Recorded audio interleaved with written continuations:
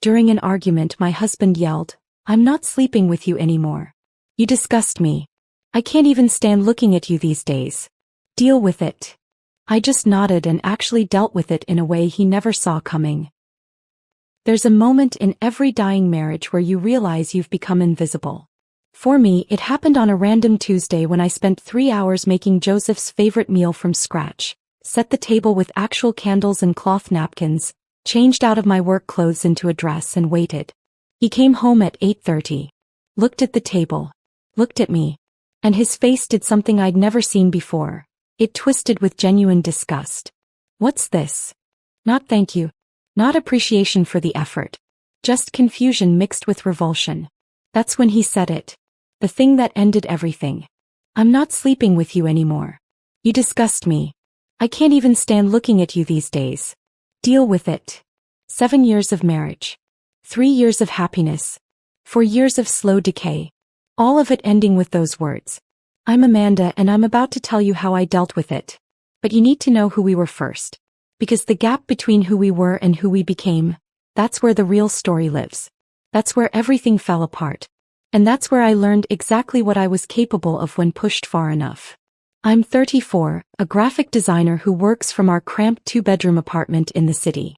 Joseph is 36, an account manager at some mid-sized firm downtown. The kind of place where everyone wears business casual and pretends the coffee in the break room is drinkable. He's good at his job, schmoozing clients, closing deals, making spreadsheets look impressive during presentations. When we started, we were different people. Better people maybe. Or maybe just people who hadn't learned how to hurt each other yet. The first 3 years were the kind of good that makes you believe you've figured out something most people miss. We had Sunday brunches at Mel's Diner on the corner. This tiny place with cracked vinyl booths and a waitress named Donna who knew our order by heart. We'd sit there for hours splitting a stack of pancakes, him taking the top 2, me taking the bottom 2, arguing over crossword clues while our coffee got cold. 7 letters, starts with B, means abundance. I'd say, pen hovering over the squares. Bountiful. He'd answer without looking up from his phone. That's 9 letters, genius. Then the clue's wrong. Or you're bad at counting. We were insufferable. The kind of couple other people probably hated. But we were happy in a way that felt effortless, like we'd stumbled into something most people spend their whole lives searching for. We took spontaneous road trips to nowhere. Just packed a bag Friday afternoon and drove until we felt like stopping. Terrible playlists blasting through his old sedan speakers. Songs we pretended to hate but secretly loved. He'd sing off-key to 80s rock ballads. I'd do dramatic renditions of pop songs while he laughed so hard he had to pull over. We had inside jokes that made no sense to anyone else. He'd leave post-it notes on my desk, stick figure drawings of us fighting dragons or riding dinosaurs or doing something equally ridiculous. Just because he knew it would make me smile in the middle of a frustrating project when a client was being impossible about color schemes or font choices. There was this rhythm between us, this unspoken language. I'd know when he needed space versus when he needed to talk. He'd know when I was stressed before I said a word. Would order takeout from my favorite Thai place and queue up a movie we'd seen 100 times because he understood that sometimes comfort matters more than novelty. We weren't perfect. Nobody is. We'd argue about stupid things. Whose turn it was to do dishes, whether we could afford the nicer apartment, why he never remembered to buy milk even though I'd text him 3 times. But the arguments felt manageable. Like the kind of friction that happens when 2 people are learning to share space and life and everything in between. I remember our 3rd anniversary. He'd found this Italian restaurant tucked away on a side street. The kind of place with checkered tablecloths and wine bottles covered in years of candle wax. We sat at a tiny table near the back, close enough that our knees touched underneath. The waiter made some joke about how the carbonara was so good it should be illegal, and Joseph laughed. This real, genuine laugh that made his eyes crinkle at the corners. I watched him across that table and thought, I've figured it out. I've cracked the code on how to make a marriage work. That thought haunts me now. The arrogance of it. The naive certainty that love was enough, that good intentions could carry us through anything. Because somewhere between year 3 and year 4 things started shifting. Small changes at first. The kind you can convince yourself are normal adjustments. The natural settling that happens when the honeymoon phase ends and real life takes over. Joseph stopped touching me casually. No more hand on the small of my back when he'd pass behind me in the kitchen. No more pulling me close on the couch during movies. No more absent-minded touches. Fingers brushing my arm during conversation, hand finding mine while we walked down the street. The physical distance felt small at first. Negligible. I told myself we were just getting comfortable, that not every moment needed to be filled with affection. That's what long-term relationships look like, right? Comfortable. Easy. Less urgent than those early days when you can't keep your hands off each other. Then he stopped asking about my day. I'd tell him about landing a new client or dealing with someone who kept changing their mind about every design element, and he'd nod with his eyes on his phone. I'm home. That's great, babe. But he wasn't listening. I could see it in how his thumbs kept scrolling, how his expression never changed, how he never asked follow-up questions. He stopped sharing stories from work too. We used to decompress together. Him venting about impossible clients or office politics, me offering perspective or just being a sounding board. That stopped. When I'd ask how his day went, he'd say, fine, or same old stuff, and the conversation would die right there. The silences between us grew longer. Heavier. We'd sit in the same room and it felt like we were miles apart. By year 5 he was staying late at the office 3, 4, sometimes 5 nights a week. Coming home around 9 instead of 6. I'd make dinner, plate his portion, leave it in the microwave. When he'd finally walk through the door, he'd heat it up and eat at the kitchen table with his laptop open, barely tasting what I'd spent an hour preparing. I made excuses. Told myself he was working toward a promotion. That this was temporary. That all marriages go through phases where work takes priority and you just have to weather it.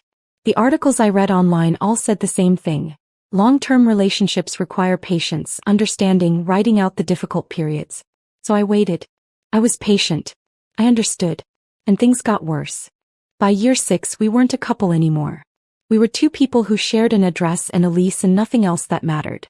Joseph converted our second bedroom into his office. Moved in a desk, a filing cabinet, a small TV. Said he needed dedicated workspace since he was taking on extra projects. Made sense at the time. I even helped him set it up, arranged his desk so it faced the window, bought him a lamp with good lighting for those late-night work sessions. What I didn't realize was that the office was becoming his bedroom. It happened gradually.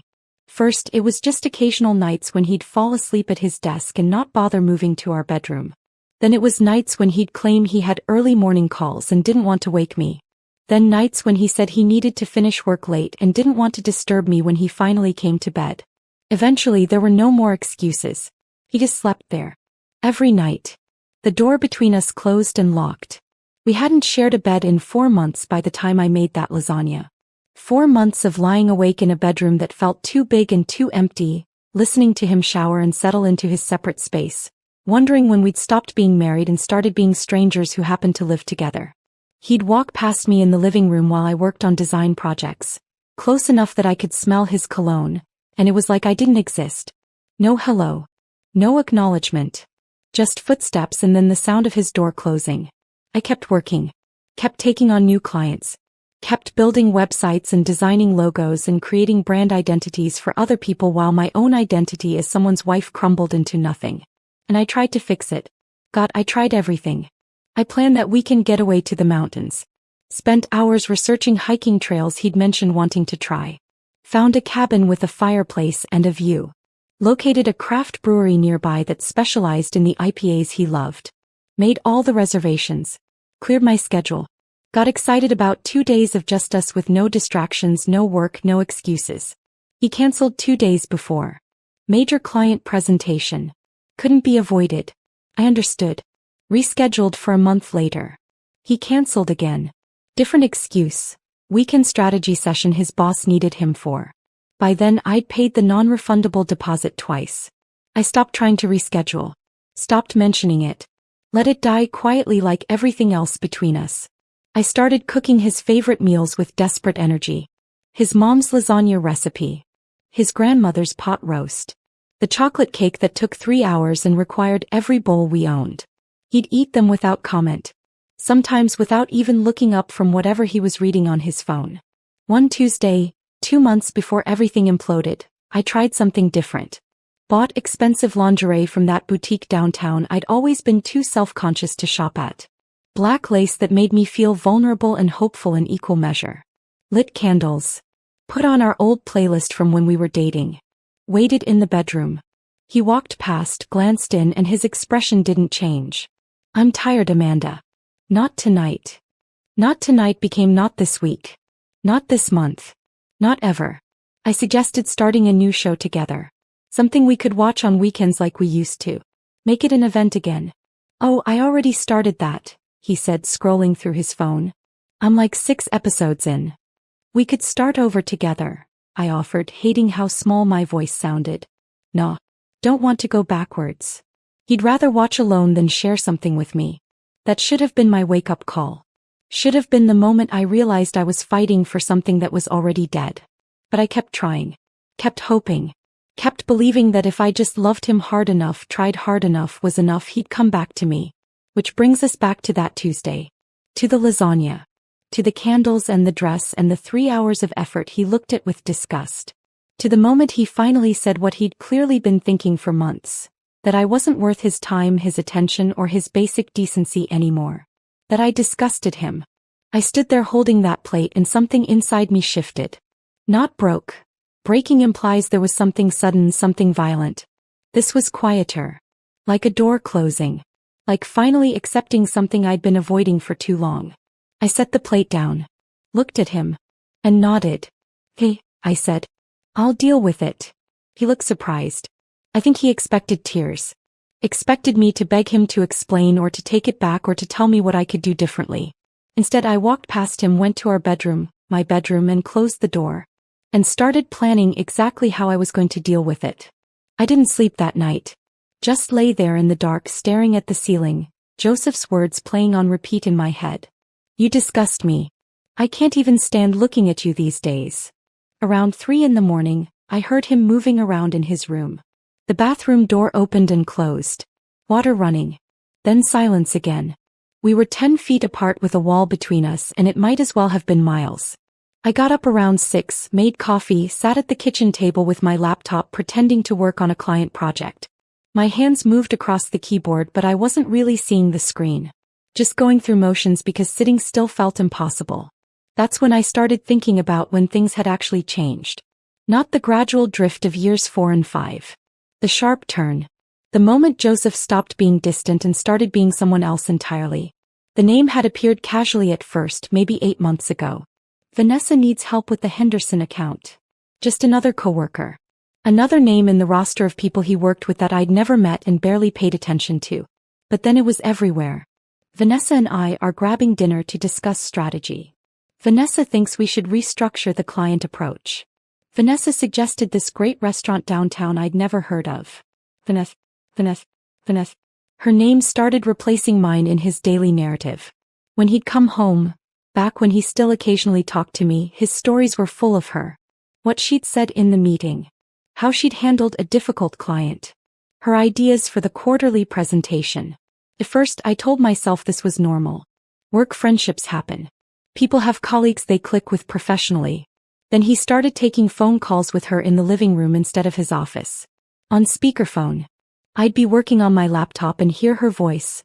Young, bright, with this laugh that seemed to bubble up naturally. The kind of laugh that made other people want to laugh too. She was 28. I knew this because Joseph had mentioned it once, explaining why she had such fresh perspectives on their accounts. She's 28, sees things differently than the old guard at the office. I was 34. 6 years older. Apparently part of some old guard in his mind. I looked her up on social media one afternoon. Found her easily, Vanessa Hart, account coordinator at Joseph's firm. Blonde hair and beachy waves. White teeth in every photo. Pictures of her at rooftop bars, at spinning classes, at brunch with friends who all looked like they'd walked out of a lifestyle magazine. She was beautiful in that effortless way some women are. The kind where they can throw on jeans and a t-shirt and still look put together. Still look like they belong in the world while I felt like I was just taking up space in it. I wasn't jealous at first. And isn't that pathetic? I wasn't jealous that my husband was spending all his time with a beautiful younger woman. I was relieved. Relieved someone was making him smile again. Grateful another woman was doing the emotional labor I couldn't seem to get right anymore. I'd become so small in my own marriage that I was thankful someone else could make my husband happy. That should have been my first clue that something was seriously wrong. Not with him. With me. With how much of myself I'd given away trying to hold on to something that was already slipping through my fingers. The changes in Joseph started around the same time Vanessa's name became a constant presence. 6 months before that Tuesday night in the kitchen, he started becoming someone I didn't recognize. New clothes appeared in his closet. Designer button-downs in colors he'd never worn before. Deep burgundy, forest green, crisp white that probably required dry cleaning. Expensive jeans that actually fit instead of the baggy ones he'd been wearing for years. A leather jacket that must have cost at least $300. When I asked about it, he said he'd gotten a bonus and wanted to update his wardrobe. Dressing for the job you want, not the job you have, he said like he was quoting some motivational poster. He bought new cologne. Not the drugstore aftershave he'd used since I'd known him, but something expensive from a department store counter. It smelled like cedar and something else I couldn't place. Sophisticated. Nothing like the Joseph I'd married. He started getting haircuts every 2 weeks instead of letting it grow out for months like he used to. Started spending 20 minutes in the bathroom before work instead of his usual 5-minute routine. I'd hear him in there, the water running, drawers opening and closing. When he'd finally emerge, his hair would be perfectly styled, his face clean-shaven, his shirt tucked in just right. He was preparing for something. Or someone. Just not me. The gym membership was what really confirmed it. Joseph had always been naturally thin, never cared much about fitness. I'd suggested joining a gym together a few years back, thinking it could be something we did as a couple. He'd said it was a waste of money, that he got enough exercise walking around the city. Suddenly, he had a membership to one of those expensive places downtown. Started going before work. Coming home with protein shakes in the fridge and meal prep containers I'd never seen him use before. His body changed. Not dramatically, but enough that I noticed. His shoulders looked broader. His stomach flatter. He started wearing his shirts differently, like he was proud of how he looked instead of just covering himself. He was dressing for someone. Grooming for someone. Becoming someone new. Just not for me. I'd watch him leave the apartment each morning looking like a man going on a date. Cologne applied, hair perfect, clothes that fit like they'd been tailored. And I'd sit there in my sweatpants and old t-shirt wondering when I'd become invisible. When had I stopped being someone worth dressing up for? His schedule became completely unpredictable around the same time. He'd always worked late occasionally, but this was different. He wasn't coming home at 9 anymore. It was 11. Midnight. Sometimes 1 in the morning. I'd be in bed pretending to sleep, listening for his key in the lock. Hearing him come in quietly like he was trying not to wake me. Then immediately heading to the bathroom. Always the shower. Always washing away the day, or washing away evidence of something I didn't want to name. One Thursday night he didn't come home until almost 1:30. I'd been lying there for hours, staring at the ceiling, my mind creating scenarios I didn't want to believe but couldn't stop imagining. When I finally heard him in the hallway, I got up. Met him in the kitchen. He looked startled to see me standing there. "Where were you?" I asked, keeping my voice level. He didn't even look guilty. That's what struck me most. No embarrassment. No sheepishness. Just mild annoyance that I was asking. Work emergency. Had to finish the presentation for the morning meeting. Until 1:30 in the morning? It's a big account. You know how it is. He moved past me to get water from the fridge. That's when I smelled it. Perfume. Not mine. Not any scent I owned. Something floral and expensive. "You smell like perfume," I said. He took a long drink of water. Probably from someone at the office. Conference room gets stuffy. People wear strong perfumes. At 1:30 in the morning? We ordered dinner in. Vanessa wore the stuff that gave me a headache, honestly. Couldn't wait to get out of there. Vanessa. Of course it was Vanessa. Reasonable explanation. Conference rooms do get stuffy. People do wear strong perfumes. Late night work sessions do happen when big accounts are on the line. I wanted to believe him. God, I wanted to believe him so badly that I let myself ignore the way he wouldn't meet my eyes. Let myself ignore that he'd showered the second he got home. Let myself ignore every instinct screaming that something was wrong. "Hey," I said. "I'm going back to bed." I walked past him, climbed back into my bed, and listened to him shower for the second time that night. The next morning I called Rebecca. Waited until Joseph left for work, then dialed my sister's number with shaking hands. She answered on the third ring. "Hey, what's up? Are you busy?" Something in my voice made her pause. No. Talk to me. So I did. Told her everything. The distance that had been growing for years. The late nights. Vanessa's name constantly in his mouth. The way he'd transformed himself. The perfume on his clothes at 1 a.m. with an explanation that was technically reasonable but felt wrong. When I finished, there was a long silence on the other end. Amanda, Rebecca said finally, her voice careful. He's either already cheating or about to. You don't know that. There could be. Stop. He cut me off. Stop making excuses for him. Stop finding reasonable explanations for unreasonable behavior. You're not jumping to conclusions. You're finally landing where the evidence has been pointing for months. I sat on the couch, phone pressed to my ear, feeling something crack open in my chest. What am I supposed to do? My voice came out small. Broken. What do you want to do? I didn't know how to answer that. Part of me still wanted to save the marriage. Still believed if I just tried harder, loved better, looked prettier, cooked better meals, dressed up more, lost weight, became more interesting. If I just became whoever Joseph wanted me to be, he'd come back to me. The other part, the part one was afraid to acknowledge, knew Rebecca was right. I don't know, I admitted. Then start paying attention, Rebecca said. Stop ignoring what's right in front of you. And when you're ready to face it, call me. I'll help you.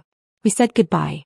I sat there on the couch with my phone in my lap, staring at the wall where Joseph and I had hung our wedding photos 3 years ago. We looked so young in those pictures. So happy. So completely unaware of how things would turn out. I thought about Vanessa. 28. Blonde. Beautiful. Everything I wasn't anymore. And I thought about Joseph coming home at 1:30 in the morning smelling like her perfume with explanations that were just plausible enough to hide behind. Rebecca's words echoed in my head. Stop ignoring what's right in front of you. I'd been ignoring it for months. Maybe longer. Making excuses. Finding reasonable explanations. Convincing myself that my husband wasn't capable of betraying me like that. But the truth was sitting there in plain sight, and I'd been choosing not to see it because seeing it meant facing it. Meant accepting that my marriage wasn't just dying. It might already be dead. And that whatever came next was going to hurt worse than anything I'd felt so far. I spent the rest of that weekend in a fog. Joseph stayed in his room most of Saturday and Sunday, only emerging for food or to leave the apartment entirely. We didn't speak. Didn't acknowledge each other. The silence had weight to it now, heavy and suffocating. Monday came and went. Then Tuesday morning arrived and I woke up with a strange kind of clarity. Maybe it was exhaustion. I hadn't been sleeping well for weeks. Maybe it was desperation. But I decided to try one more time. One last attempt to reach him before I accepted what Rebecca had been telling me. I spent the afternoon making lasagna from scratch. His absolute favorite. The recipe his mother had given me during our first year of marriage. Handwritten on an index card that was now stained and worn from use. I'd made it dozens of times over the years. For his birthday, for celebrations, for random Tuesdays when I just wanted to make him happy. I set the table with actual placemats and cloth napkins, not the paper towels we'd been using for months. Found the candles we'd gotten as a wedding gift and never used. Lit them even though it felt ridiculous, even though part of me knew this was pointless. I changed out of my sweatpants into a dress. Not anything fancy, just a simple navy dress I used to wear on date nights back when we had date nights. Put on makeup for the first time in weeks. Mascara. Lipstick. Tried to look like the woman he'd married instead of the ghost I'd become. When I looked in the mirror, I barely recognized myself. Not because I looked good, I didn't really. I looked like someone trying too hard. Someone desperate. But I was past caring about pride. Joseph came home around 8. I heard his key in the lock, heard him walk down the hallway. I was standing in the kitchen when he appeared in the doorway. He stopped. Looked at the table I'd set with its candles and placemats. Looked at me standing there in a dress and makeup. And something shifted in his expression. Not warmth. Not appreciation. Not even surprise. Something ugly. His face twisted with what I can only describe as contempt. Like the sight of my effort physically repulsed him. What's this? He asked. Not, this looks nice, or what's the occasion, or even a neutral what's going on. Just, what's this, with a tone that made my stomach drop. Dinner, I said, trying to keep my voice steady. I made your favorite. Your mom's lasagna. He laughed. It was bitter and sharp like a slap across the face. You think lasagna is going to fix this? I didn't understand. Fix what? Joseph, I'm just trying to. Trying to what? Guilt me into pretending everything's fine. I felt something crack inside my chest. I'm not trying to guilt you. I'm trying to have dinner with my husband. I'm trying to. Trying to what? He stepped further into the kitchen. Save us? There's nothing to save, Amanda. What are you talking about? What did I do wrong? His jaw tightened. What did you do wrong? Are you serious right now? Yes. I'm serious. You won't talk to me. You barely look at me. I don't know what happened or how to fix it if you won't tell me what's wrong. What's wrong? He set his briefcase down with more force than necessary. Fine. You want to know what's wrong? Yes. You've given me nothing to stay for. The words hung in the air between us. I stood there trying to process what he'd just said, trying to understand what he meant. I don't understand, I said quietly. He looked at me then. Really looked at me, and the disgust in his eyes was unmistakable. You've let yourself go, Amanda. You don't even try anymore. I physically stepped back like he'd shoved me. What? Look at you. He gestured at me standing there in my dress and makeup, the outfit I'd spent an hour choosing, the effort I'd put into my appearance for the first time in months. You're in sweatpants and messy hair 90% of the time. No makeup. No effort. You stopped caring about how you look, about us, about me. Each word landed like a physical blow. I looked down at myself, at the dress I was literally wearing right now, and felt completely disoriented. I'm wearing a dress right now, I said, voice shaking. I put on makeup. Yeah, and it's sad. It's sad that you have to try this hard to look halfway decent. You used to be beautiful, Amanda. You used to care. The man standing in front of me wasn't my husband. Couldn't be. My husband had promised to love me in sickness and health, through better and worse. This man was critiquing my appearance like I was an employee up for review, like my worth was determined by how well I performed the role of attractive wife. I work from home, I said, trying to keep my voice level even though I felt like I was breaking apart. I don't need to dress up to sit at my computer all day. You never complained before. Maybe I was being too polite. Too polite. My voice rose. You were being a decent human being. You were being my husband. Well, maybe I'm tired of being polite. Maybe I'm tired of pretending I don't notice that you've completely given up. Given up? I just spent 3 hours making your favorite meal from scratch. I set the table. I got dressed up. I'm trying. You're always trying, he cut me off. That's the problem. You're trying so hard to fix something that's been broken for years instead of just accepting that it's over. It's over. My voice came out as a whisper. You're saying our marriage is over? He ran a hand through his hair, looking away. I'm saying I can't do this anymore. Can't do what? Be married to me. I can't pretend I'm happy when I'm not. I can't pretend I'm attracted to you when I'm not. I can't. He stopped himself. Can't what? I demanded. Finish the sentence, Joseph. He looked at me then and his eyes were cold.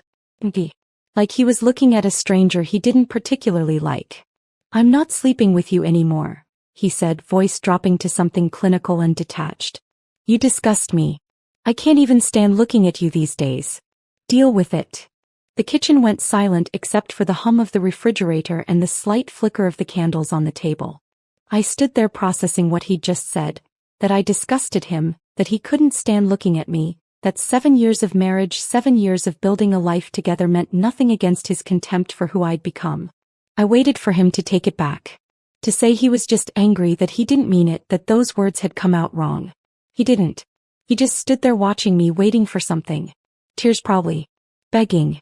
Some kind of breakdown that would give him ammunition to paint me as the unstable wife who couldn't handle the truth. I didn't give him the satisfaction. Something in me went quiet. Not numb. I could still feel everything, the pain and humiliation and shock. But underneath all that was something else. Something cold and clear and surprisingly calm. I nodded slowly. Hey, I said. He blinked, caught off guard. Okay. Yeah. I'll deal with it. He waited for more. For tears. For arguments. For me to fall apart the way he clearly expected. I gave him nothing. We stood there in that kitchen with the lasagna cooling on the stove and the candles burning pointlessly on the table, looking at each other across a distance that had nothing to do with physical space. After a long moment, he grabbed his jacket from the back of the chair where he'd tossed it. "I'm going out," he said. "Of course you are." He paused at the doorway, half-turned like he was going to say something else. Then he just left. I heard his footsteps down the hallway. The front door opening and closing. His car starting in the parking lot. The sound of him driving away. I stood there alone in the kitchen looking at the dinner I'd spent hours preparing. The table I'd set. The effort I'd made that he'd looked at with disgust. Then I walked to the table, blew out the candles, and sat down in the chair where Joseph should have been sitting. I pulled out my phone and called Rebecca. She answered on the second ring. "Hey, what's?" "He said I disgust him," I interrupted. My voice sounded strange. Too calm. Like I was reporting something that had happened to someone else. "He said he can't stand looking at me. He told me to deal with it." Silence on the other end. "Then, where is he now?" "Gone.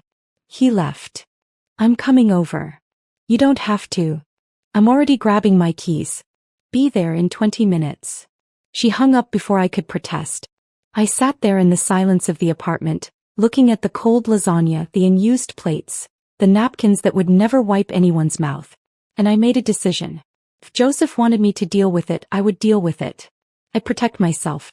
Document everything. Find out the truth about him and Vanessa. And I'd make sure he regretted every single word he'd just said to me. Rebecca showed up 18 minutes later with 2 large coffees and a look of grim determination. "Tell me everything," she said, setting the coffee in front of me. So I did. Every word he'd said. Every ounce of cruelty. The way he'd looked at me like I was something he'd found on the bottom of his shoe. When I finished, Rebecca didn't tell me it would be okay. Didn't say he didn't mean it or that all marriages go through rough patches. Instead, she asked, "What are you going to do?" I took a sip of coffee. It was still too hot, burned my tongue, but I didn't care. "I'm going to protect myself," I said. "And I'm going to make sure he regrets every word he just said." Rebecca reached into her purse and pulled out a business card. "Patricia Stone," she said, sliding it across the table. "She was my divorce attorney. She's expensive, but she's ruthless. And she wins." I picked up the card, looked at the embossed name and phone number. "Call her tomorrow," Rebecca said. "Tell her everything. And whatever you do, don't let Joseph know you're planning anything." "Not yet." I nodded, tucking the card into my pocket. We sat there in my kitchen drinking coffee that was too hot, not saying much, just existing in the wreckage of what my marriage had become. And I started planning exactly how I was going to deal with it. Rebecca stayed until almost midnight. We sat at the kitchen table drinking coffee that had long gone cold, planning my next moves like we were strategizing a military operation instead of the end of my marriage. "First thing tomorrow, call Patricia," she said for the 3rd time. "Don't wait. Don't second-guess yourself. Just call her." "I will. And don't tell Joseph anything. Not that you're talking to a lawyer, not that you're planning anything. Act normal." I almost laughed at that. Normal. Right. Like I know what that is anymore. After Rebecca left, I sat alone in the apartment listening to the silence. Joseph still wasn't home. It was past midnight on a Wednesday. No work emergency lasts until midnight on a Wednesday. I got up and walked to the filing cabinet in the corner of the living room. We kept all our important documents there. Birth certificates, social security cards, insurance papers. And our prenup. I pulled out the thick manila envelope, the one I hadn't touched since we'd filed it away 7 years ago after the wedding. Joseph's parents had insisted on it. His mother specifically, saying it was just standard protection for both parties, that everyone does it now, that it didn't mean we didn't trust each other. I'd signed it without reading it carefully. We were in love. We were getting married. The prenup felt like a formality, something his parents needed for peace of mind, but that would never actually matter. I spread the document across the kitchen table and started reading. Really reading, not just skimming like I had back then. Most of it was standard. Division of assets acquired before marriage, protection of individual inheritances, specification of separate bank accounts. But then I found it, on page 7, in language that was surprisingly clear for a legal document. An infidelity clause. If either party could prove the other had been unfaithful during the marriage, the unfaithful party would forfeit all rights to joint assets. They'd walk away with only what was individually theirs before the marriage. No split of joint accounts. No alimony. Nothing. I read it 3 times to make sure I understood correctly. Then I took a photo with my phone and texted it to Rebecca even though it was almost 1 in the morning. She responded within 30 seconds. This is gold. Now you just need proof. I sat there in the quiet apartment, document in my hands, and felt something shift. Joseph's parents had wanted to protect their son from some hypothetical gold digger. Instead, they'd accidentally given me the weapon I needed to protect myself from him. The irony wasn't lost on me. Neither was the opportunity. I called Patricia Stone the next morning at 9 sharp. Her assistant put me through after a brief hold. This is Patricia. Her voice was professional, efficient. My name is Amanda Parker. My sister Rebecca used you for her divorce. She gave me your number. Rebecca Hartley's sister. Yes. What can I do for you? I told her everything. The distance. The contempt. The suspicions about Vanessa. The cruel words 2 nights ago. She listened without interrupting, which I appreciated. Do you have a prenup? She asked when I finished. Yes. With an infidelity clause. Good. Get me a copy. And start documenting everything. Late nights, unusual expenses, any evidence of infidelity. Emails, texts, location data if you can get it. The more evidence you have, the stronger your case. How do I get that kind of evidence without breaking the law? Joint accounts, shared devices, anything that's technically in both your names. That's fair game. Don't hack into his personal phone or email. But if he's careless about leaving things unlocked, that's his problem, not yours. We talked for another 20 minutes about strategy, timelines, costs. She was expensive, $400 an hour with a $10,000 retainer. But Rebecca had been right. Patricia was worth it. After we hung up, I opened our credit card statements online. The joint account that I'd never paid much attention to because Joseph always handled the bills. I started going through the charges methodically, month by month, looking for patterns. And I found them. Dinner at Marco's, an upscale Italian place downtown. $187. I'd never been there. When I checked the date, it was a Thursday night when Joseph had texted me saying he'd be working late. Hotel charge. The Whitmore, a boutique hotel in the business district. $295 for 1 night. The date was 3 weeks ago, the same night he'd claimed he had an early morning client meeting across town, and it made more sense to stay closer. Another restaurant. Another hotel. Flowers from an expensive florist. $120. I'd never received flowers. Then I found the one that made my stomach turn. Tiffany's. $847. Dated 2 weeks ago. I'd never received anything from Tiffany's. I took screenshots of everything. Organized them by date in a folder on my laptop. Named it Tax Documents 2023, because Joseph would never think to open something that boring. Each charge told a story. Each receipt was proof. Each lie was documented evidence that would support the infidelity clause. I wasn't angry anymore. Or maybe I was, but it was a cold anger now. Controlled. Methodical. Anger is messy. Evidence is clean. That's when I noticed the tablet. Our shared tablet that Joseph used for work emails. He'd left it on the kitchen counter that morning, and when I picked it up to move it, I realized he hadn't locked it. I stood there holding it, thinking about what Patricia had said. Shared devices are fair game. I opened the browser and searched for tracking apps. Found one that had good reviews, claimed to be undetectable, and could mirror texts and location data to another device. It took less than 5 minutes to install and sync to my phone. I felt guilty doing it. Like I was violating his privacy, crossing some line I couldn't uncross. But then I thought about the hotels and the jewelry and Vanessa's laugh coming through his speakerphone while I sat invisible in the next room. He'd crossed the line first. I set the tablet back where he'd left it and went back to work on a logo design for a client. Tried to focus on color schemes and font choices while my phone sat next to me, syncing data from Joseph's messages. Within 24 hours I had everything I needed. Text to Vanessa sent at 2:47 p.m. on a Tuesday. Can't wait for this weekend. Just you and me, no interruptions. Another at 11:23 p.m. on a Wednesday. She has no idea. And honestly, I don't care if she finds out anymore. I'm done pretending. And the one that hurt the most sent at 4:15 p.m. on a Thursday. You're everything she's not, beautiful, exciting, alive. I should have left her months ago. Just waiting for the right time. The location data showed exactly what I'd suspected. Joseph had been at an address in the Pearl District, Vanessa's apartment. I confirmed with a quick search. 3 nights a week for the past 2 months. Always the nights he claimed he was working late. I sat on our couch reading messages where my husband described me as a burden. As someone he was stuck with.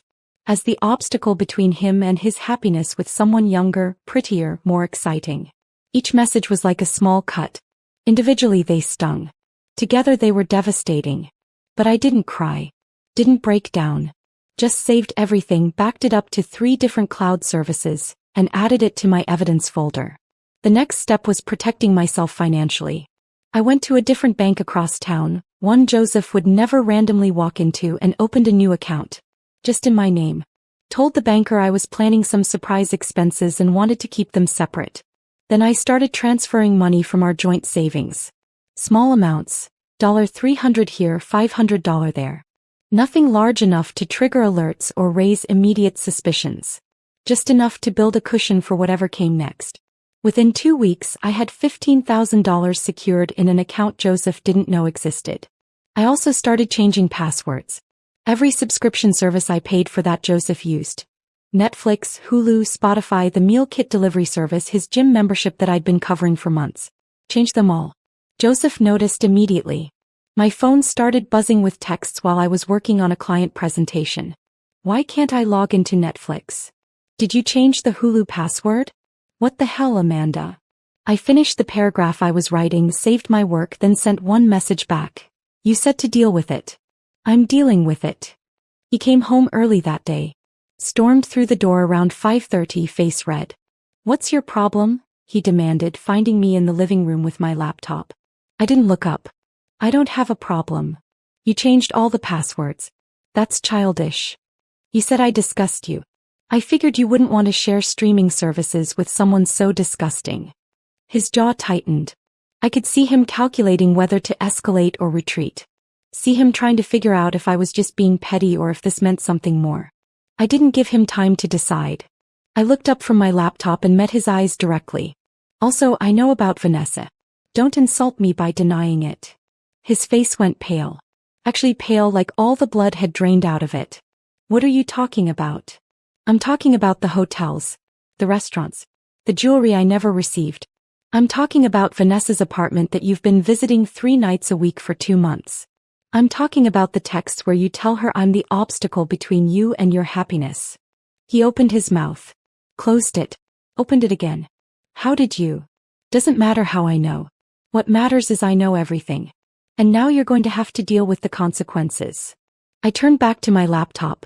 Dismissed him like he was an interruption to my work instead of my husband of 7 years. He stood there for another moment, then turned and walked into his room. The door closed. The lock clicked. I sat on the couch, hands trembling slightly, and realized I'd just declared war. And I had no intention of losing. Joseph didn't come out of his room for the rest of that evening. I sat in the living room working on client projects, listening to the silence from behind his closed door and feeling strangely calm. The kind of calm that comes after you've finally stopped fighting against reality and started accepting it. Around 10 p.m. I heard his door open. Footsteps in the hallway. He appeared in the living room doorway, and I could tell from his face that he'd been working himself up to this conversation. We need to talk, he said. I didn't look up from my laptop. About what? About what you said earlier. About Vanessa. What about her? He came further into the room, ran a hand through his hair. You're jumping to conclusions. Making assumptions based on. I don't even know what you're basing this on. I saved my work, closed my laptop, and looked at him directly. I'm not jumping to conclusions, Joseph. I have proof. Proof of what? That I have a coworker I'm friendly with? That's not. I pulled out my phone, opened the screenshots folder, and held it up so he could see. His text to Vanessa. Can't wait for this weekend. Just you and me, no interruptions. His expression changed. The defensive anger crumbled into something else. Shock, fear, maybe the beginning of understanding that he'd been caught. Where did you get those? I scrolled to the next screenshot. She has no idea. And honestly, I don't care if she finds out anymore. Amanda, I can explain. Another screenshot. You're everything she's not. Beautiful, exciting, alive. I should have left her months ago. His face went pale. He reached for the phone like he could somehow make the evidence disappear if he just got his hands on it. I pulled it back. Doesn't matter how I got them, I said, voice steady. What matters is I know everything. The hotels. The restaurants. The $800 you spent at Tiffany's on jewelry I never received. The 2 months of lies. He opened his mouth. Closed it. Opened it again like a fish drowning in air. It's not, you don't understand the context. The context. I almost laughed. What context makes those messages okay, Joseph? What context makes spending our money on hotel rooms with another woman acceptable? I was confused, he said, and I could hear the desperation creeping into his voice. Work has been so stressful and you and I were having problems and Vanessa was just there when I needed someone. So this is my fault? I stood up. You cheated on me because I wasn't available enough? Because I wasn't whatever Vanessa is? No, that's not what I'm saying. Then what are you saying? He looked at me and I could see him trying to figure out which strategy would work. Denial had failed. Now he was pivoting to the victim approach. I made a mistake, he said quietly. I was struggling and I made a stupid mistake. But we can fix this. We can go to counseling. Work through it. People survive affairs all the time. You told me I disgust you, I interrupted. 3 days ago you stood in our kitchen and told me you can't even stand looking at me. Those weren't the words of someone who made a mistake. Those were the words of someone who's been checked out for months and was just waiting for the right moment to make it official. I was angry. I didn't mean. Yes, you did. You meant every word. And honestly, I'm glad you finally said it. Because now I know exactly where I stand.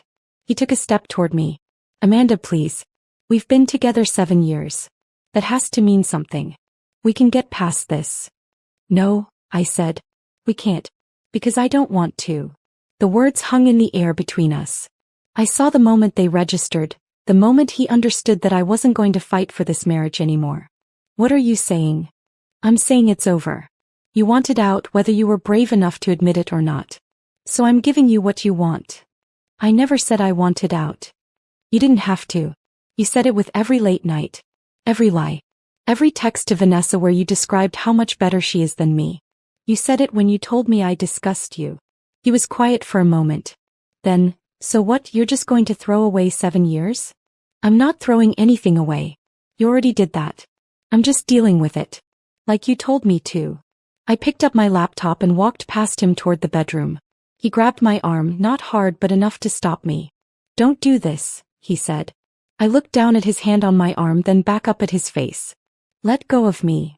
He did immediately, like he'd been burned. We're done, Joseph. Accept it.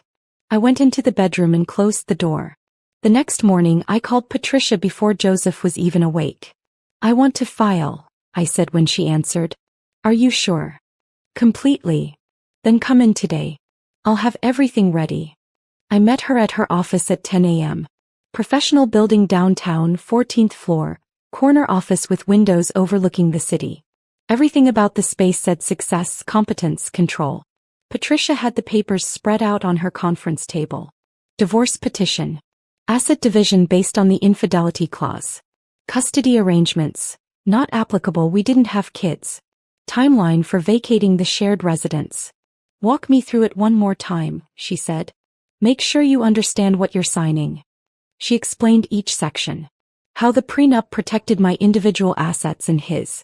How the infidelity clause meant he forfeited rights to anything we'd acquired jointly during the marriage. How I'd keep the apartment since my name was on the lease. How he'd take his car, his personal belongings, his individual bank accounts. You're walking away clean, Patricia said. No alimony paid or received. No splitting of joint assets. He gets what's his, you get what's yours. I sat there with the pen in my hand thinking about 7 years of marriage. The good years when we'd been happy. The slow decay when everything started falling apart. The cruelty of that Tuesday night in the kitchen.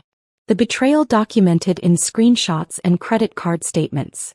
You can still walk away from this, Patricia said quietly. You don't have to file if you're not ready. I thought about Joseph's face when he told me I disgusted him. Thought about Vanessa's apartment where he'd been spending nights that should have been hours. Thought about the Tiffany's receipt for jewelry I'd never seen. I signed the papers. Patricia nodded, gathered them efficiently.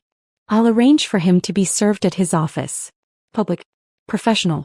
No room for him to make a scene. Thank you. This will get ugly, she warned. He'll fight it. They always do when money's involved. Let him fight. I have the evidence. Yes, you do. I left her office feeling lighter than I had in months. Like I'd been carrying something heavy and finally set it down. I was at a coffee shop 2 hours later, meeting with a client about a website redesign, when my phone buzzed with a text from Patricia. Done. He's been served. My phone started ringing 30 seconds later. Joseph's name on the screen. I silenced it and turned back to my client. So we're thinking a clean, modern aesthetic, the client was saying. Nothing too cluttered. My phone buzzed again. Another call. I ignored it. Minimalist navigation, I said, pulling out my notebook. 3 main sections on the homepage.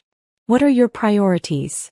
By the time the meeting ended an hour later, Joseph had called 17 times. I scrolled through the voicemails later while walking back to my apartment. Amanda, what the hell? Call me back. I don't understand what's happening. We need to talk. This is insane. You can't just file for divorce without discussing it with me first. His voice progressed from confusion to anger to something close to desperation by the last message. Please. Just call me. We can fix this. I know we can. I deleted them all without responding. Instead, I sent one text. You said you couldn't stand looking at me. Now you don't have to. Then I turned off my phone and went home. I just walked in the door when someone started pounding on it from the outside. Loud, aggressive, impossible to ignore. Amanda. Open the door. Fifth. I'd had the locks changed that afternoon. Called a locksmith right after my meeting with Patricia. My name was on the lease. I had every right. I opened the door but stood in the doorway blocking his entry. What do you want, Joseph? He looked genuinely shocked. Like he couldn't believe I'd actually gone through with it. What do I want? You filed for divorce without even talking to me. I almost laughed. You mean like how you started an affair without talking to me? That's different. How? How is that different?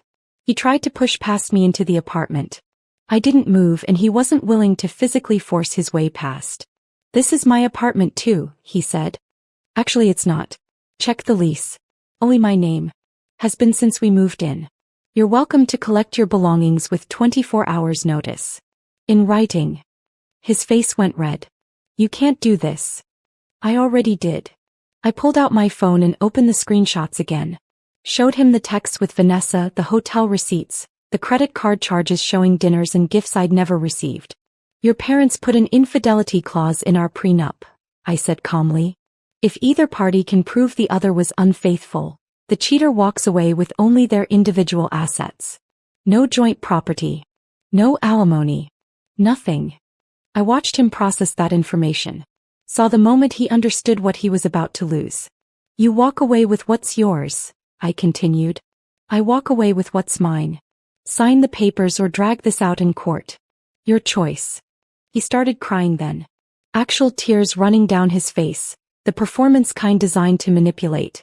I love you, he said, voice breaking. I know I messed up, but I love you and we can fix this. I looked at him and felt nothing. No anger. No sadness. Just a cold, clear certainty that this was over. No, you don't, I said. You love the idea of not losing half your assets. But it's too late for that. I stepped back and closed the door. Locked it. Stood there listening to him pound on it for 5 more minutes before he finally left. And that's when I knew I'd won. The next morning I woke up to 3 emails from an address I didn't recognize. The subject lines made it clear enough. Regarding Parker versus Parker divorce proceedings. Joseph had hired a lawyer. I forwarded them to Patricia without reading past the first paragraph and went to make coffee. My hands were shaking slightly, but not from fear. From adrenaline. From the understanding that this was really happening now. Patricia called me 20 minutes later. His lawyer is Richard Brennan, she said. I've dealt with him before. He's competent but predictable. And right now he's grasping at straws. What's he saying? That you obtained evidence illegally. That the prenup should be invalidated. That you abandoned the marriage emotionally before Joseph ever got involved with Vanessa.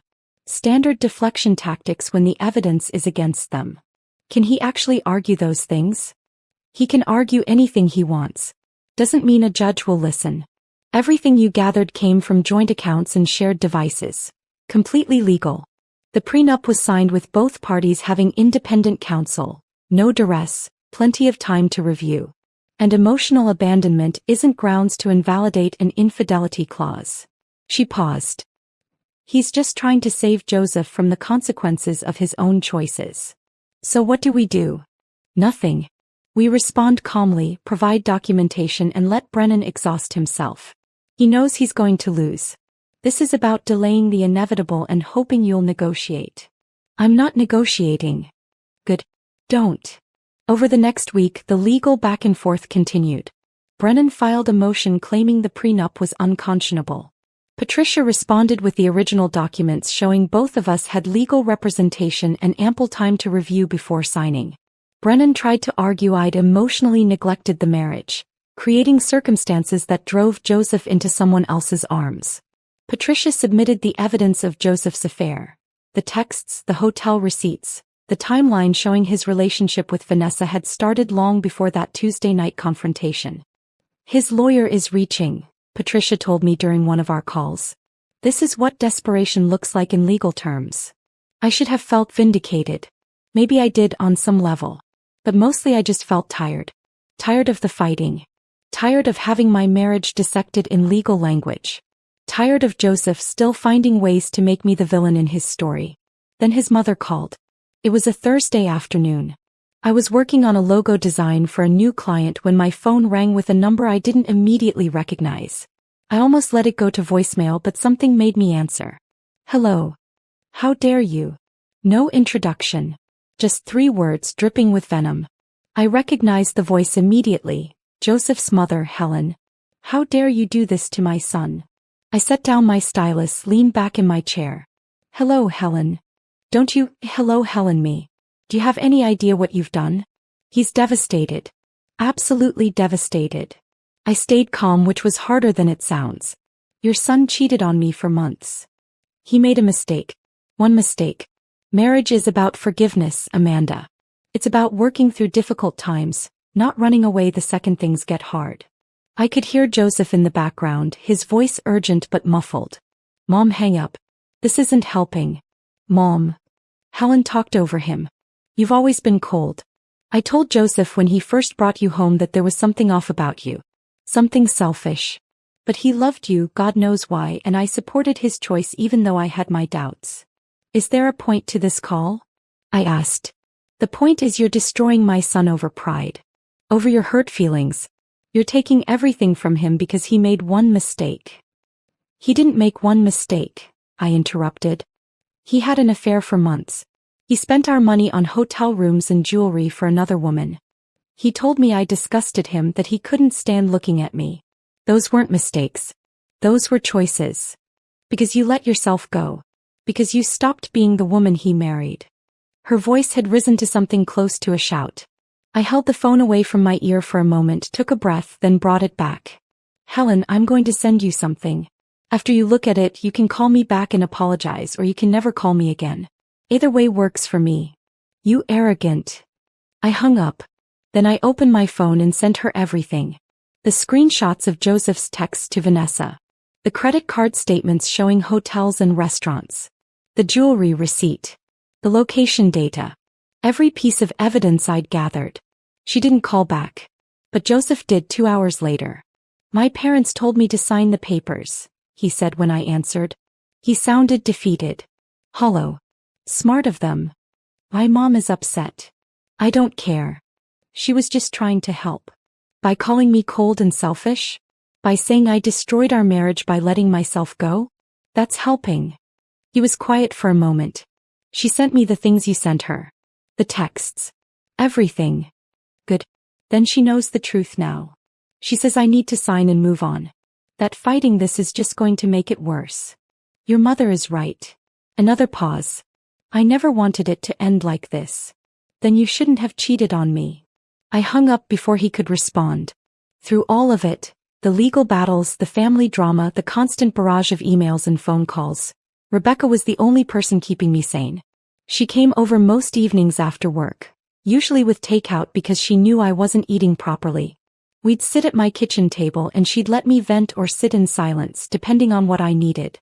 One night, about 2 weeks into the legal process, I broke down completely. Not about Joseph specifically. About what the betrayal meant. What it said about me. I spent 7 years building a life with someone who decided I was disposable, I said through tears that surprised me with their intensity. 7 years loving someone, trying to make them happy, being a good wife. And it wasn't enough. I wasn't enough. What does that say about me? Rebecca grabbed my shoulders, made me look at her. It says you're human, she said firmly. It says you loved someone who didn't deserve it. That's not a character flaw, Amanda. That's just bad luck. But I should have seen it coming. The signs were all there. Stop. Stop doing that. Stop making this your fault. You're not responsible for his choices. You're not responsible for him being a coward who couldn't be honest about what he wanted. She sat back down, her expression softening. When Marcus left me, I did the same thing. Questioned everything about myself. Was I too demanding? Too independent? Not attractive enough? Not interesting enough? I drove myself crazy trying to figure out what I'd done wrong. What changed? I realized I was asking the wrong question. It wasn't, what did I do wrong? It was, why did I stay so long with someone who made me feel like I had to be someone else to be loved? She reached across the table and squeezed my hand. You're going to get through this. And on the other side, you're going to be better than you've ever been. I didn't believe her that night. But I wanted to. 3 weeks after I filed, we met at Patricia's office for the settlement conference. Joseph had finally agreed to sign. The conference room felt too big and too small at the same time. Too big for the 4 of us. Me, Joseph, and our respective lawyers. Too small for all the hurt and anger and betrayal we'd brought into it. We sat across from each other at the long conference table. He looked terrible, like he hadn't been sleeping, like the weight of consequence was finally settling on his shoulders. Patricia and Brennan went over every detail with methodical precision. Asset division based on the infidelity clause. Who kept what? Timeline for Joseph moving his belongings out of the apartment. Division of the small amount we had in joint savings after I'd already moved my portion to my private account. Joseph kept looking at me like he was waiting for something. For me to break down. To change my mind. To say this was all a mistake and we could start over. I kept my face neutral. Signed where Patricia indicated. Didn't say a single word directly to him. When it was done, when all the papers were signed and witnessed and filed, we stood up. Patricia shook Brennan's hand with professional courtesy. Then we walked out. Me and Joseph moving toward the elevators together out of pure muscle memory. The elevator came. We stepped inside. Rode down 14 floors in complete silence. When we reached the parking garage, he stopped by his car. I kept walking toward mine. Amanda. I stopped but didn't turn around. So that's it, he said. 7 years just gone? I turned then, looked at him standing there by his car and realized I was looking at a stranger. Someone who wore Joseph's face but wasn't the man I'd married. You're the one who threw them away, I said. I'm just cleaning up the mess. He opened his mouth like he was going to argue, going to try one more time to make me the villain in this story he'd been telling himself. I didn't give him the chance. I walked to my car, got in, started the engine and drove away. In my rearview mirror I could see him standing there in the parking garage, getting smaller and smaller until I turned the corner and he disappeared completely. I didn't look back again. I drove home from that parking garage feeling strange. Not happy exactly, but lighter. Like I'd been carrying something heavy for so long I'd forgotten what it felt like to move without that weight. The divorce wouldn't be final for another 2 months. There were waiting periods, processing times, legal formalities that had to run their course. But the hard part was done. Joseph had signed. The settlement was agreed upon. Now it was just a matter of time. I spent those weeks in a kind of limbo. Working. Sleeping. Existing. Rebecca checked in every few days, but I told her I was fine. And I was mostly just numb in a way that felt safer than feeling anything else. Then I got a text from Marcus, Joseph's colleague, the one who'd always been friendlier to me at company events than most of his co-workers. We'd exchanged numbers once when I'd needed to reach Joseph during a work trip and his phone had died. Hey Amanda. Hope this isn't weird but thought you should know. Vanessa dumped Joseph. Happened about a week ago. He's not handling it well. I stared at the message for a long time before responding. Thanks for telling me. She moved on to someone else at the office. One of the VPs. Joseph tried to convince her they could finally be together for real now, but apparently she wasn't interested in dealing with a divorced guy with baggage. I should have felt vindicated. Should have felt some satisfaction that the woman Joseph had destroyed our marriage for had tossed him aside the second he was actually available. That I just felt tired. He had a breakdown at work last week, Marcus continued. Started crying during a client presentation. Had to take personal leave. Just thought you'd want to know. Part of me, a small petty part I'm not particularly proud of, did feel vindicated. Joseph had thrown away 7 years for someone who didn't even want him once he was free. The poetic justice wasn't lost on me. But a larger part, one that surprised me, felt something close to pity. Not enough to change anything. Not enough to reach out or offer comfort. Just a dim recognition that he'd destroyed his own life chasing something that was never real. I thanked Marcus and put my phone away. Whatever Joseph was going through now, it wasn't my problem anymore. I threw myself into work with an intensity one hadn't felt in years. Took on 3 new clients in the span of 2 weeks. Started a personal project I'd been putting off forever. A series of illustrations about resilience, about rebuilding after things fall apart. Funny how betrayal can be creatively inspiring. My portfolio grew. I redesigned my website, updated my social media presence, started getting inquiries from bigger clients than I'd worked with before. One of them, a startup looking to rebrand, found me through a referral and liked my work enough to offer a retainer contract. Steady income. Real money. I was making more than I ever had, probably because I wasn't spending half my mental energy trying to save a dying marriage. The apartment became mine in ways it never had been before. I rearranged the furniture, moving the couch away from the wall where Joseph had always insisted it should go. Painted the walls a soft gray he'd always hated, said it was too depressing. Bought new art from a local gallery. Abstract pieces with bold colors that made me happy when I looked at them. The second bedroom, Joseph's former office-turned-bedroom, became my dedicated workspace. I bought a new desk, a better chair, put up shelves for my design books and supplies. Hung string lights around the window because they made the space feel cozy and creative. I worked late when I wanted. Ordered takeout without guilt about the expense or judgment about the choice. Watched whatever I wanted on TV without someone sighing heavily from across the room because I'd chosen wrong. The silence that had felt suffocating during the marriage, that heavy, judgmental quiet, now felt peaceful. I was alone. But I wasn't lonely. There's a difference. 6 weeks after the divorce finalized, I got a message on social media from someone I hadn't thought about in years. Daniel Hammond. A guy I'd dated briefly before Joseph, back when I was 26 and still figuring out what I wanted. We'd parted on good terms, stayed loosely friendly in that way people do when they follow each other online but rarely interact. Hey Amanda. Heard about your divorce through the grapevine. Just wanted to check in and see how you're doing. If you need someone to talk to, coffee's on me. I almost didn't respond. Dating was the last thing on my mind and I didn't want him to get the wrong idea. But something about the message felt genuine. Non-threatening. Just one human being reaching out to another who might be having a rough time. Coffee sounds nice, I wrote back. But just coffee. Not ready for anything else. Completely understood. Saturday at 2. We met at a place halfway between our neighborhoods. I got there first, ordered a latte and sat by the window watching people walk past on the street. Daniel showed up 5 minutes later looking mostly the same, a little older, a little more tired around the eyes, but still the easygoing guy I remembered. Hey, he said, sliding into the chair across from me. Thanks for agreeing to meet. Thanks for reaching out. We talked for 2 hours. About the divorce but not obsessively. About his life. He'd gotten divorced himself 3 years ago. Understood what I was going through in ways most people didn't. About work, about mutual friends, about everything and nothing. He told me I seemed different than he remembered. Different how? Stronger. More like yourself.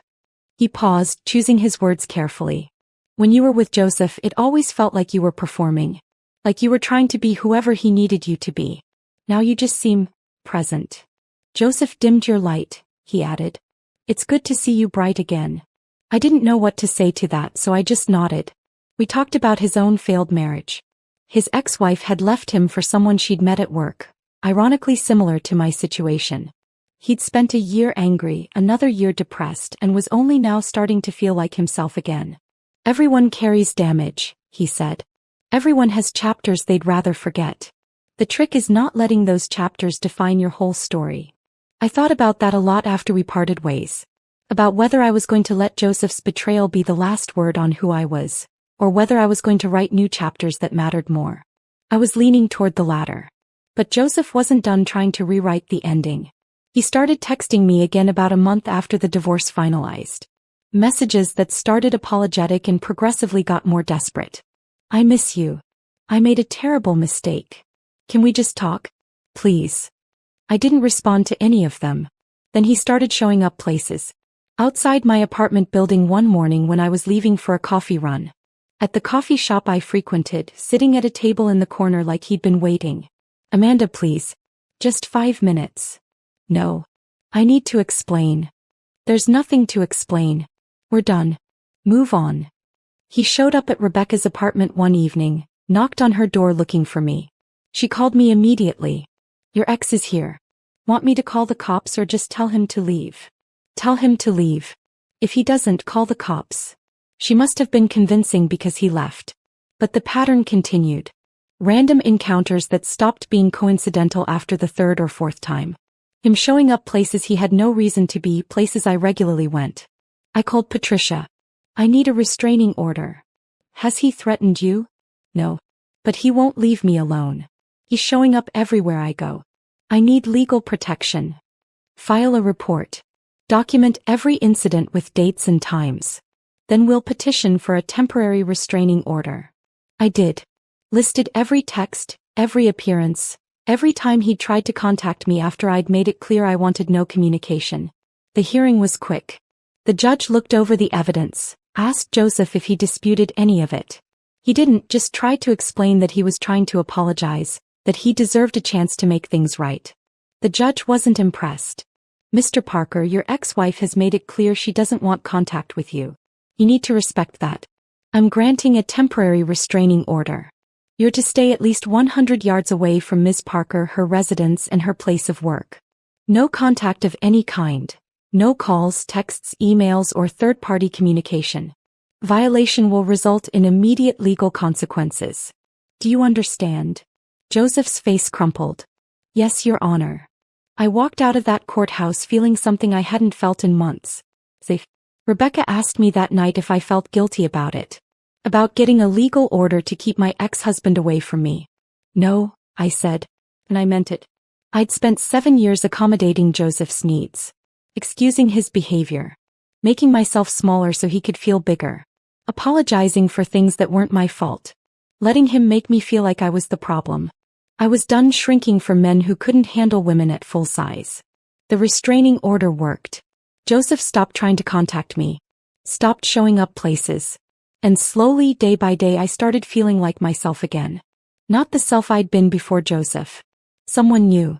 Someone stronger. Someone who'd survived betrayal and came out on the other side knowing exactly what she wouldn't accept anymore. The restraining order created space. Real space, not the toxic kind Joseph and I had developed during our marriage. The kind where I could breathe without wondering when he'd show up next. Where I could move through my days without constantly looking over my shoulder. But space alone doesn't heal wounds. It just gives them room to exist without getting worse. 4 months after the divorce finalized, Rebecca showed up at my apartment with coffee and a determined expression I recognized immediately. You're going to therapy, she announced, setting the coffee in front of me. I'm fine. You're functioning. That's not the same as fine. Rebecca. I already made you an appointment. Dr. Sarachin. Thursday at 3. She's who I saw after Marcus left. She's good. I wanted to argue. Wanted to insist I'd handled everything so well. Filed for divorce, gathered evidence, protected myself financially, got the restraining order. I'd been rational. Competent. But Rebecca knew me too well. Rational doesn't mean healed, she said quietly. And you deserve to heal, not just survive. So Thursday at 3 I found myself in Dr. Chen's office. Comfortable chairs. Soft lighting. A box of tissues on the side table that felt like a challenge. Dr. Chin was in her 50s, with kind eyes and an expression that suggested she'd heard everything and wouldn't be shocked by anything I said. "How are you doing?" she asked after the initial pleasantries. "Fine," I said automatically. She just looked at me. Didn't contradict. Didn't push. Just waited in silence that stretched longer and longer until I couldn't take it anymore. "I'm angry," I admitted finally. "But not at Joseph. At myself." "Tell me about that." "I wasted 7 years. 7 years with someone who decided I was disposable. And I didn't see it coming, or I did see it and ignored it, or I saw it and convinced myself I could fix it. Either way, I failed." "Failed at what?" "At making him love me. At being enough. My voice cracked. At not being the kind of person who gets cheated on." Dr. Chin leaned forward slightly. "If a friend told you that story, that they'd loved someone who betrayed them, what would you say?" I thought about it. Really thought about it. I'd tell them it wasn't their fault. That they weren't responsible for someone else's choices. That loving someone doesn't make you stupid. Then say it to yourself. Those 5 words broke something open in me. I started crying. Not the pretty, delicate kind, but the ugly, gut-wrenching kind that feels like it's being pulled from somewhere deep. "I'm so angry at myself for staying," I said through tears. "For making excuses. For believing I was the problem." "You believed what he told you. That's not a character flaw. That's being human." Over the next months, Dr. Chin and I worked through everything. Not just the marriage and betrayal, but the patterns that had led me there. How I'd confused self-sacrifice with love. How I'd made myself responsible for Joseph's happiness while neglecting my own. How I'd shrunk myself to make room for someone who didn't appreciate the space I was giving him. "Healing doesn't mean forgiving him," Dr. Chin said during one session. "It means forgiving yourself." That concept took time to accept.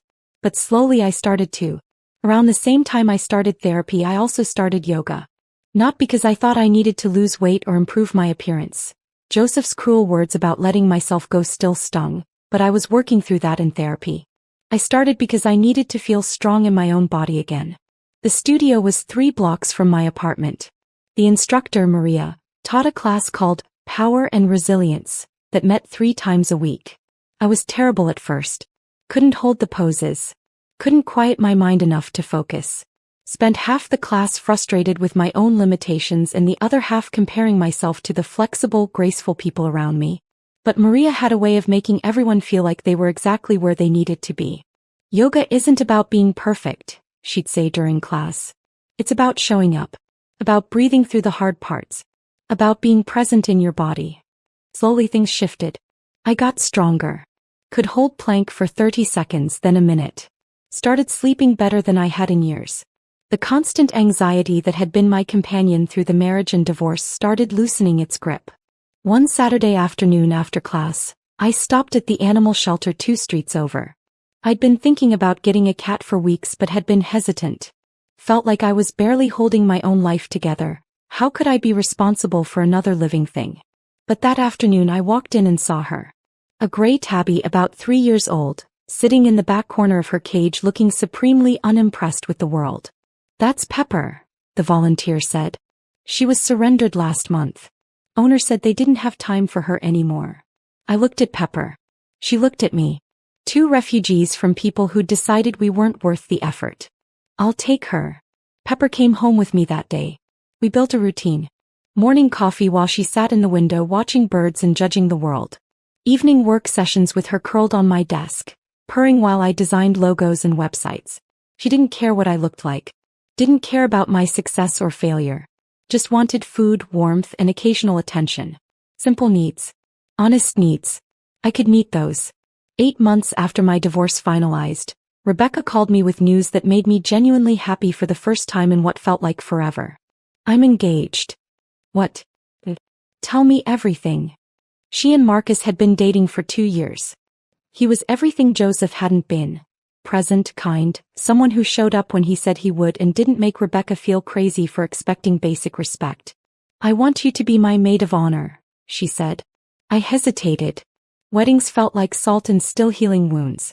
"I know it might be hard," Rebecca continued, "but this isn't about your failed marriage. It's about celebrating mine. And I want my sister there." He was right. I threw myself into the role. Planned her bachelorette party.